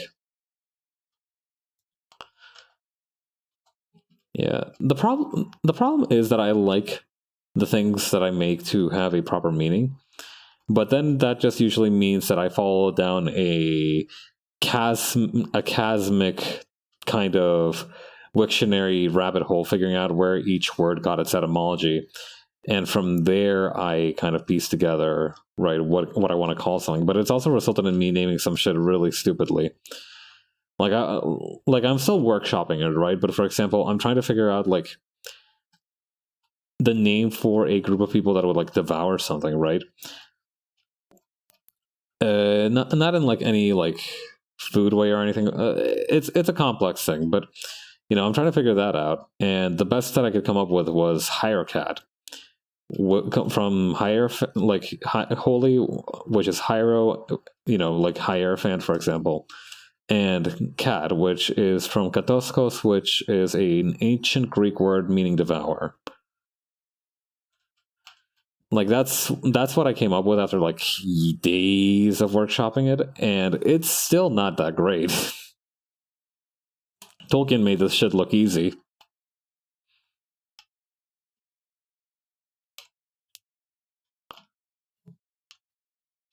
Hang on.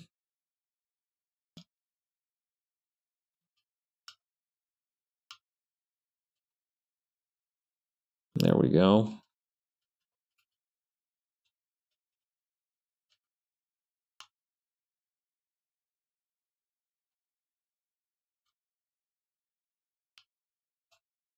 Perfect.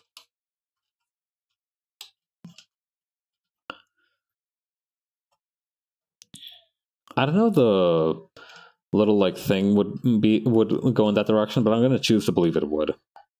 I'm gonna drink some water real quick.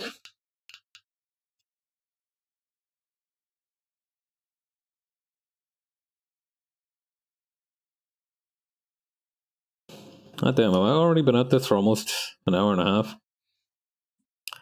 I swear to God, I'm getting faster. I'm getting faster at streaming.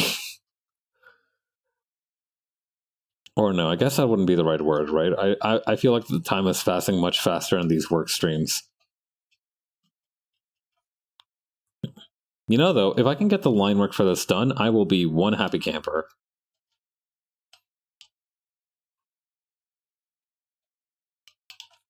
For this page, I mean. Yeah. Coloring, I'm starting to get much better at inking these pages. Yeah, I'm starting to develop a much better kind of workflow for that. So, honestly, it is the line work that does take the most time now. Especially since now I'm no longer, like, just trying to spend hours upon hours figuring out, like, the poses on everything. I'm just kind of trusting myself a little bit more with that. Okay.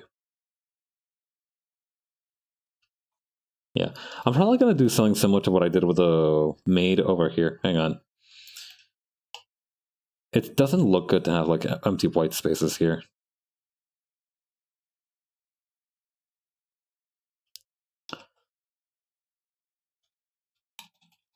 Although, hang on. Up. Up.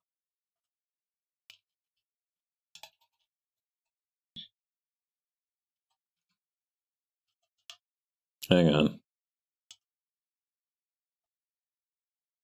I feel like I've brought up the higher cat thing before. I've definitely moaned and whined about how hard it is to name things. Of that I have no doubt. Sometimes you gotta complain for the good of your soul, but I want to be very careful when I complain because I don't want to make it sound like I have a bad habit of wanting to make shit look easy. You know, I feel like that kind of like shows my own mastery over something. But the fact of the matter is, it's never easy. Then again, I do complain a lot as well, so maybe it all kind of balances out in the end.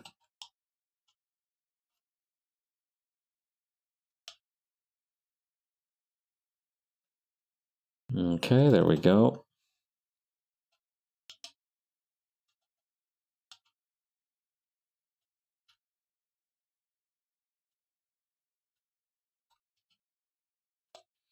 There we go. That looks a little bit more consistent. Where was I? Yeah. Yeah, I'm thinking about that horse theft. They never ended up catching those guys. You could get away with a lot of shit in the 80s. Not so much anymore. You know, some errant TikToker would catch that stolen horse just like on camera in the background while they were like talking about the European countryside or some shit, and immediately the guy who stole it would get busted. Yeah, it was just easier to get away with shit back then. Yeah, I remember actually reading that on my birthday there was like this massive bank heist that happened. And like if you like don't really celebrate your birthday, I highly recommend you try to check out the Wikipedia page for significant events that happened on your birthday, because you will never feel the same way about it again. Like I found out that apparently I share a birthday with fucking Doom. Yeah, the first release of Doom, and that psychs me up. That whenever I remember that, I get like a warm, fuzzy feeling inside. But yeah, look up what like happened on your birthday, because it's almost always worth it. You're gonna find something cool that happened. But another cool thing that happened on my birthday was that apparently there was a bank heist that happened, I think in Japan, the biggest bank heist going on at the time. To this day, I think it's still the biggest one, and ended up with like like 10 million yen or some shit, stolen and never found. Yeah, let me see if I can't look it up though. Hang on.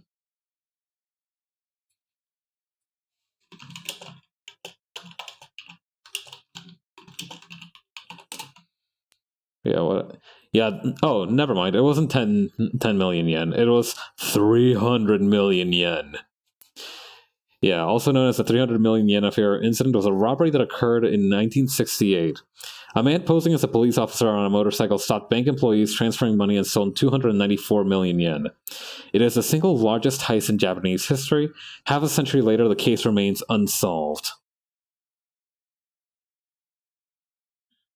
Yeah, what about that, huh?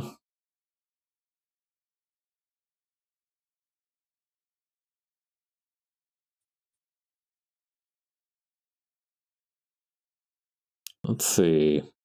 After a 7-year investigation, the police announced in December 1975 that the statute of limitations of the crime had passed.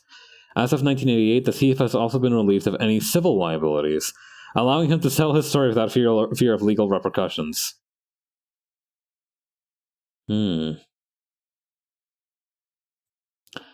Yeah. Japan's own DB Cooper, huh? It's kind of wild to think about that. Like 300 million yen. How much is that? Okay, so 1, 2, 3, 1, 2, 3. Take away the last two. So wait, would that just have been like 3 grand? No, that would have been 30 grand. But this was in 1965, so I imagine the yen was a lot more powerful. Still, it sucks to be that guy. He had to go through the, you know, well, no, the Japan bubble happened in like 88 or some year like that. That happened like way in the 80s. He would have spent that money would have been long gone by then if it had been me. I have an alibi. I wasn't born yet.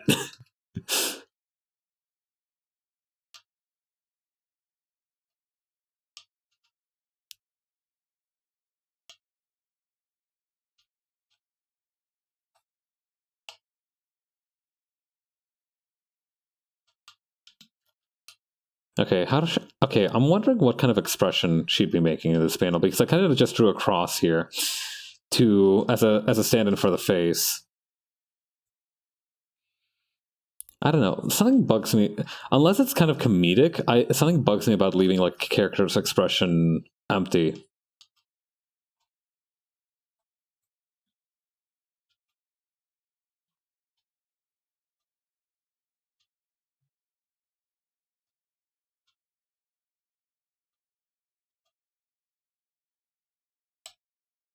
No, hang on.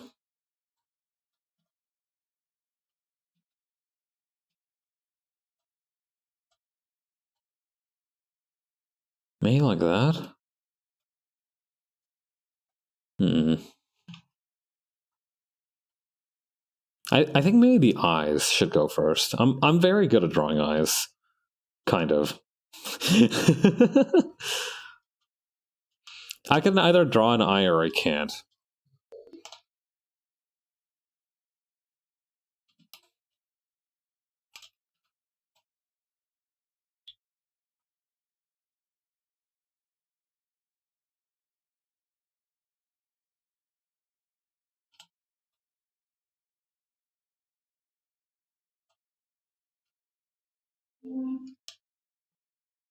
All right, I'm gonna have the eyebrows kind of like scrunched together like this.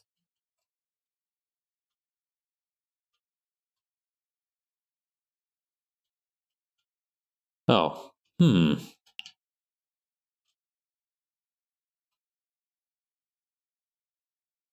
No, hang on. That's still not quite the right expression. First of all, I might need to put the eyes close. No, the eyes are good at that kind of width apart. Hang on.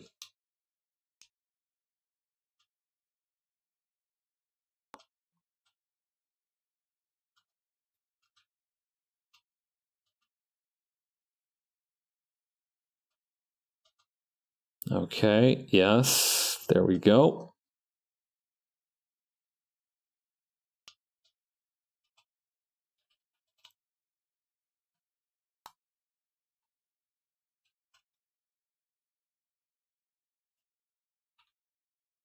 Hmm.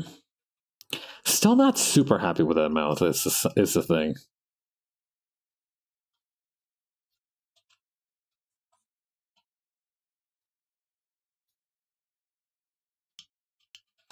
Also, I think I finally nailed drawing elf ears.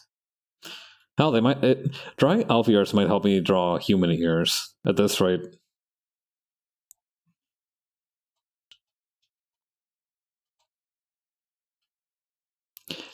Wait, all right.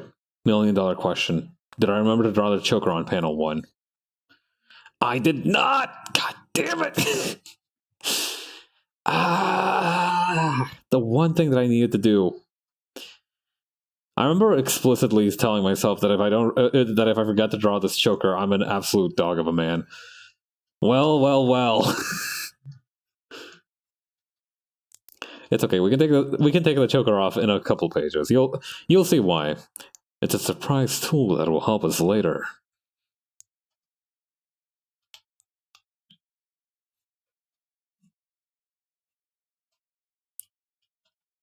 I think I made Emilian's neck a little too thick in this one, though. Hang on.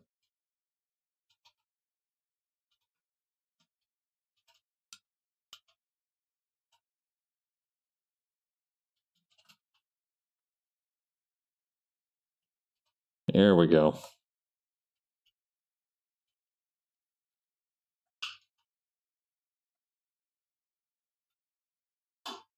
Lower the size of this a little bit. Yeah, that looks a lot better.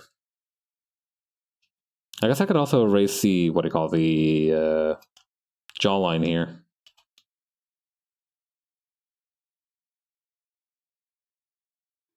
Or at least put it a little bit further up. Oh, I'm using the wrong type of eraser, aren't I? Hang on, adjust line width, narrow this down. Oh, they're two different lines. I see what happened. Okay. Hang on, we can fix this.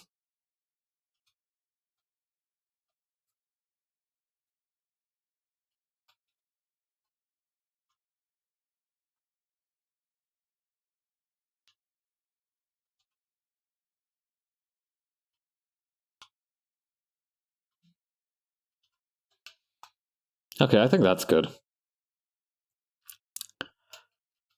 Alright, then.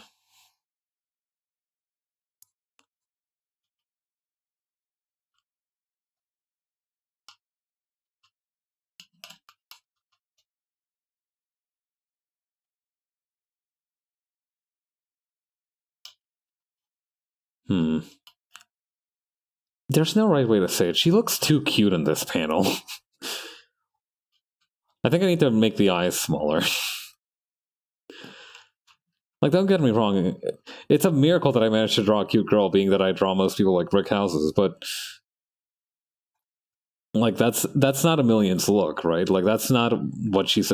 Emilian's not supposed to be cute. I guess there's that whole thing of Gapmo or whatever, right? But she's not supposed to be cute. She's supposed to be like very like cool looking, right?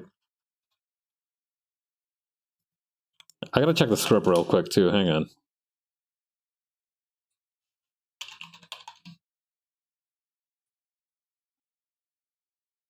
One moment, please. All right, page 1. Oh, page 8. Here we go.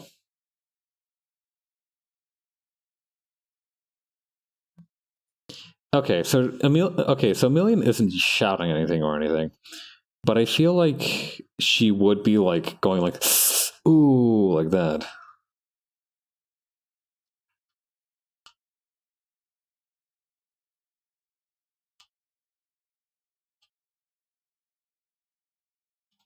Yeah, I think that's a much better expression.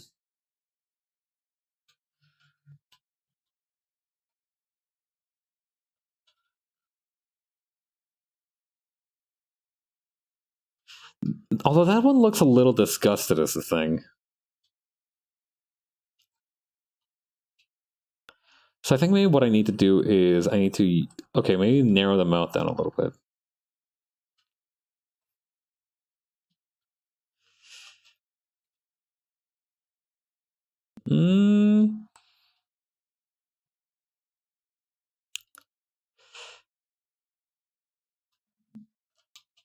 Hang on, that kind of works. All right, here's what we do.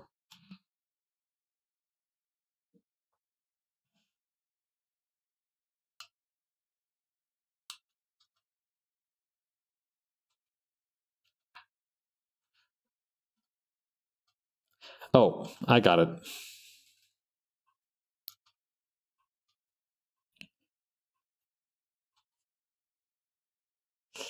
Like, yeah.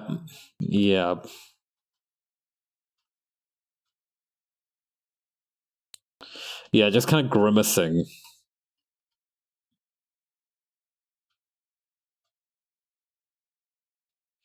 Yeah, like, oy. Like, that looked like it hurt. Yeah, sympathy pain. Sympathy pain.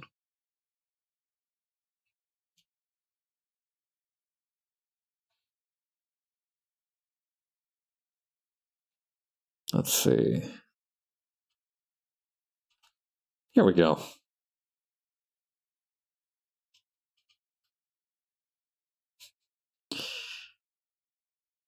Well, yeah, I think, I don't know. Maybe I feel like I'm missing something to turn this from like a grimace of like, to like one of like sympathy pain. Yeah, maybe I need to make the other mouth lower. No, that's not quite working for me. Oh, maybe having like one eye open and then the other one like clenched like that. Maybe even like one eye closed.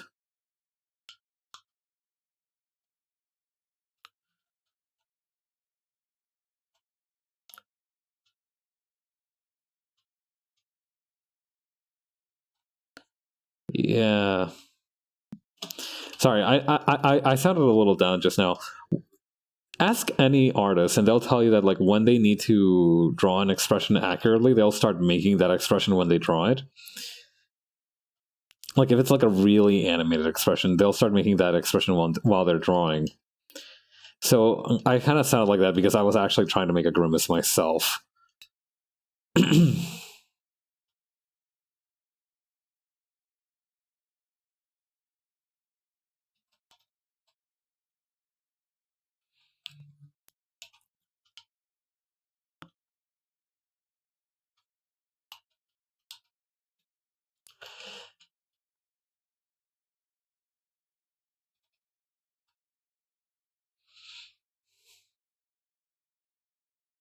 Right, let me expand it. Let me increase the size of this face a little bit.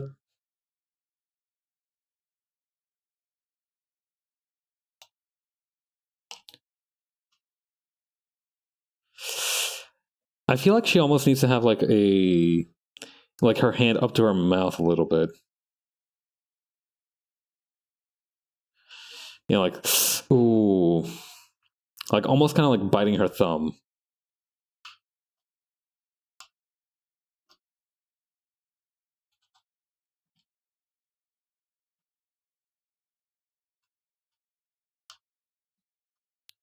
I need to be careful. I remember there's like a root gesture that apparently you can use that's kind of like this.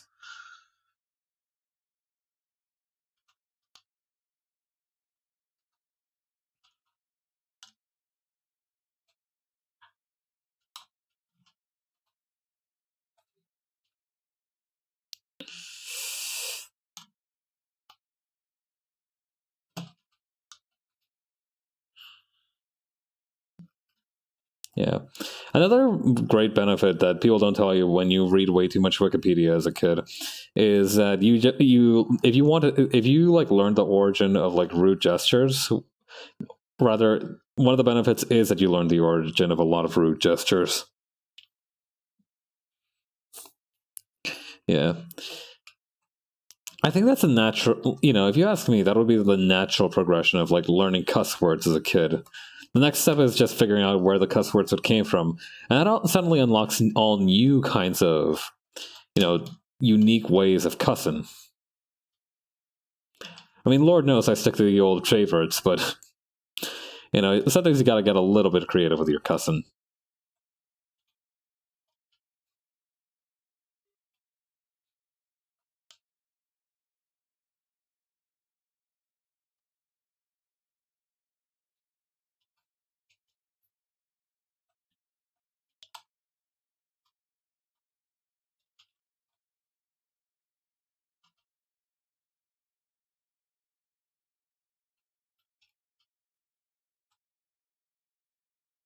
Okay, I need to make... Okay, how do I make this look more like the index finger? I think I need to move this up. Because right now it looks like a second thumb.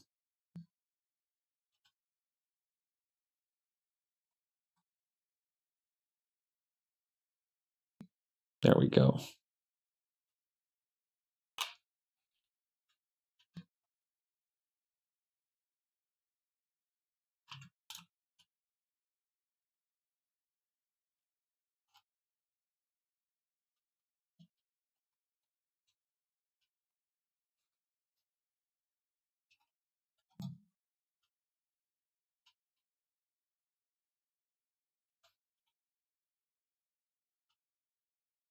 Should she? No, I don't think she'd have her fist balled up like that. Maybe her finger would be a little bit tighter. I'm liking it. I'm liking that.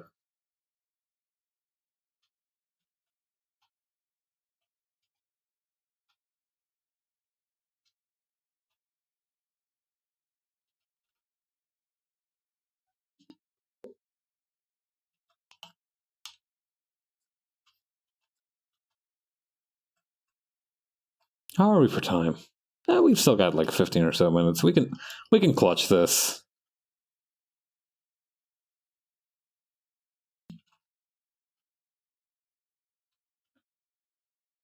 Trying to figure out, right? Like how...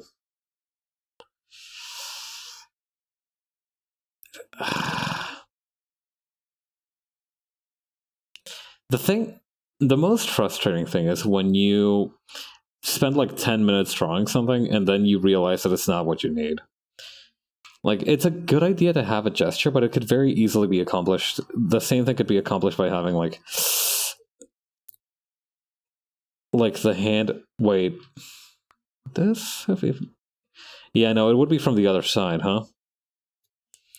Although it does give me an idea of how I can still use this. Here's how I can still win.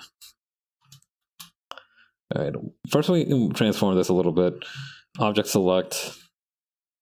Flip this around.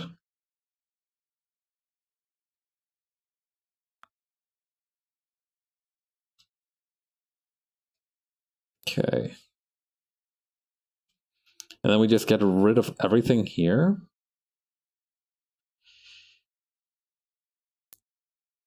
Hear me out. Hear me out.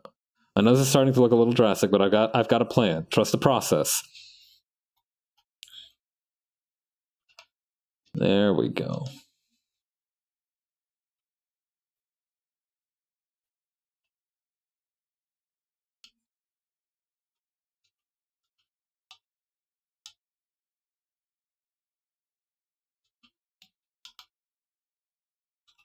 There we go.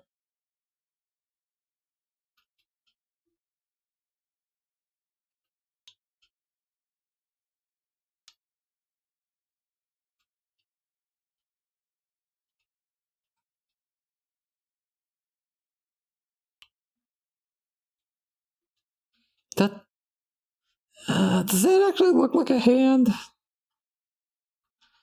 Alright, we can fix this. Hang on. He's gonna have 6 fingers for a second, but I promise it's for a good cause.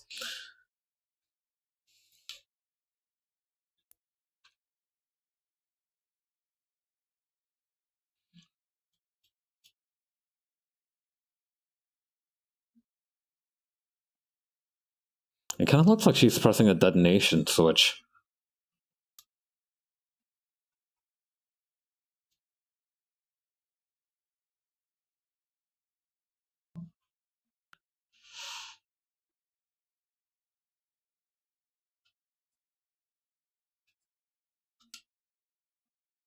Yeah, okay.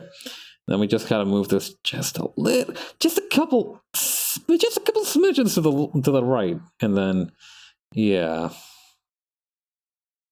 maybe shrink it down a little bit too, so the hand isn't huge.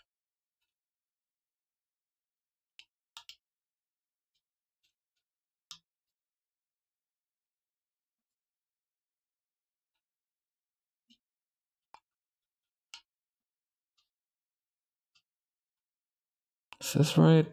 Not quite. Hang on.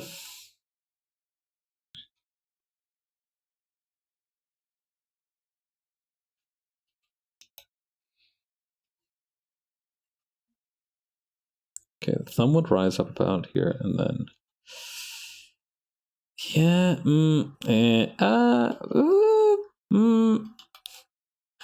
This isn't communication. I'm not. This is not content when I make those sounds. I'm not communicating anything. Stop making those sounds.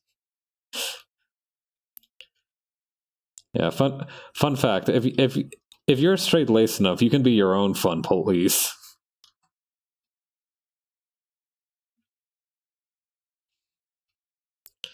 Yeah. It's the good thing is that I don't stop being fun when it matters. So that's like a big recent development I've made for myself. So that's what's important.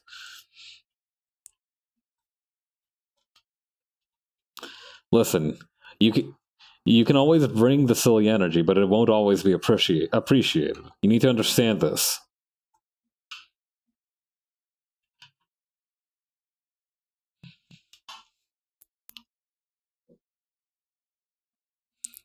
Yeah. Yeah, today the buddy that gifted me the Pizza Tower game said that it was a silly little game for a silly little guy. He said that in the most affectionate way possible. And I do wonder, am I silly? Am I a clown? Like, I'm not opposed to it. I just never really considered myself particularly silly. I'm a normal-ass dude. Am I silly? I'm a little silly. Yeah, like, let's face the facts. I'm a little bit silly. I mean, like, non-silly people wouldn't make the SpongeBob glasses as a redeem. Granted, that wasn't my idea, but I put a lot of effort into those glasses.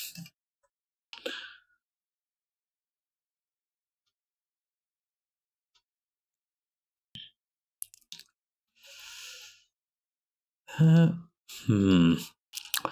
thing about this hand is still bothering me. All right, here's what we do then. With maybe like, okay, we got. I'm gonna do like max 10 more minutes, and in that time, I'm going to do some dangerous shit. I'm going to get a 3D model in here, and I'm gonna grab a hand. I'm gonna make him do that hand.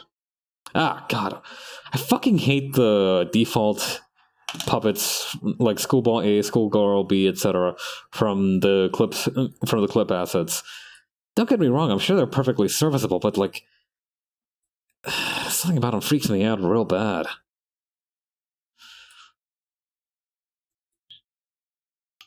Oh yeah, I remember using this to draw fan art for PFP UFO, which was a lot of fun. Yeah, that was a really good stream. She like I talked earlier about like streams that you just kind of do regularly that may not necessarily be your A game, but you do it because you have to. I feel like I shouldn't talk about this too much, or else it's gonna like make people think that I'm a complete weirdo who or maybe underthinks streaming. Peeling back the curtains a little too much is no good for nobody. But yeah, I do mention that. Like that was definitely a stream that had like a lot of creative ideas and definitely like I've mentioned it before that the main goal of being an entertainer is making people smile and making it look easy.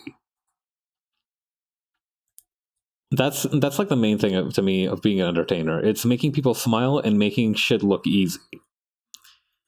Where are my 3D poses? Here we go.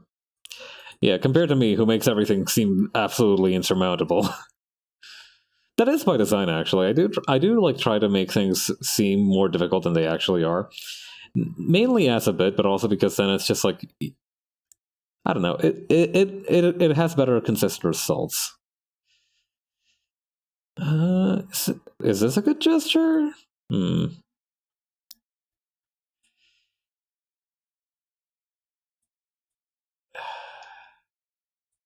I kind of like the limped wrist, but yeah, I feel like the upright wrist would actually be a little bit better. Ooh, this might be good. Yeah. Yeah. Okay, now we're getting someplace.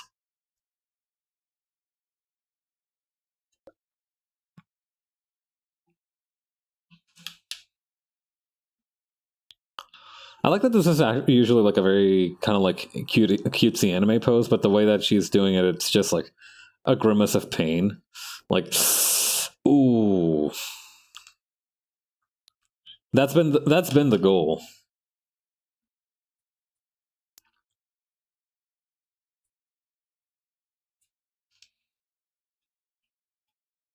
Okay. What I need to be careful of now is to make sure that I don't get fooled by the puppet, by the mannequin. I just need to get in there, draw the hand, and get out.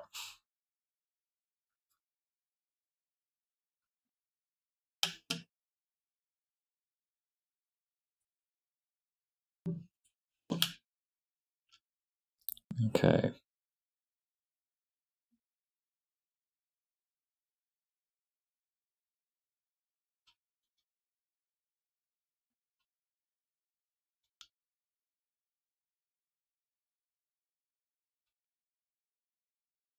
Wait, hang on. I think I might have just been doing the pinky all this time. Yep.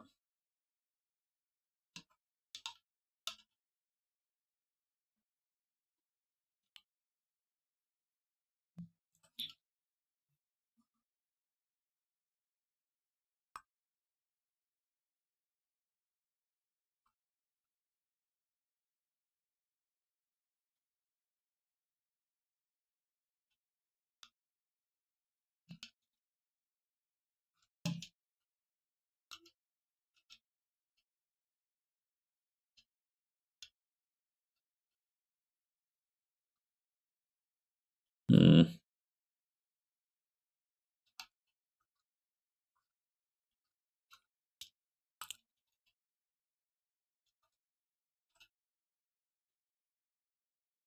Alright, adjust line of width. There we go. Alright, back to the void with the E. Maybe I should, like, hang on. Yeah, there we go. And maybe, okay, just for a little bit of dramatic effect, I'm going to have the thumb peeking over the index finger there. Even though it wouldn't logically appear there, I'm going to put it there.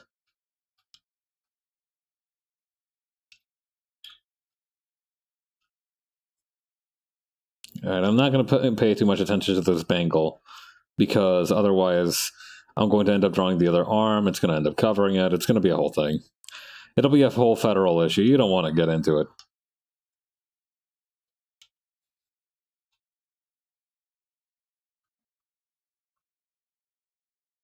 Alright, connect vector lines, here we go. Redraw line width.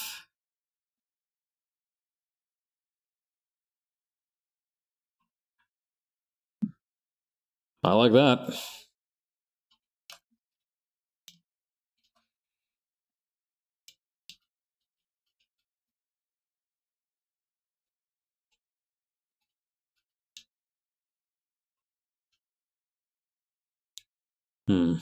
I should probably end it here for now. I've noticed that if I bite more off than I can chew, I end up with like 0 energy after stream, and that's not great for me. Yeah, I'm happy with the progress we've made today, honestly. You know, we finished the line work for panel 2, and we've started out the line work for panel 3. I could probably wrap this up over the weekend. Maybe. As always, I'll try my best. Like I said, being a good entertainer is about making shit look easy.